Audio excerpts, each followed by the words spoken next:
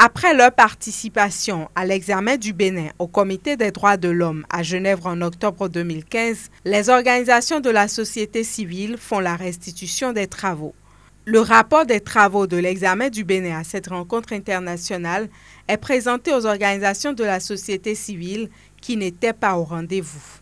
Il nous fallait donc faire une restitution intégrale de tout ce qui a été là-bas, comme les aspects positifs de l'examen du Bénin, les préoccupations du comité et les recommandations, les partager avec les autres organisations civiles du Bénin et ensemble définir donc un plan d'action pour le suivi et relativement à la mise en œuvre donc de ces recommandations. 3 recommandations urgentes sont retenues par la commission et le Bénin dispose de 12 mois pour présenter son rapport sur ces différentes thématiques que sont le développement et le renforcement de la Commission des droits de l'homme, les atteintes au droit à la vie et les conditions de détention. Pour le Bénin, la situation est d'autant plus importante et fondamentale que vous savez que l'examen périodique universel sur le Bénin, donc qui est un mécanisme plus politique du Conseil des droits de l'homme des Nations Unies, aura lieu au mois de novembre.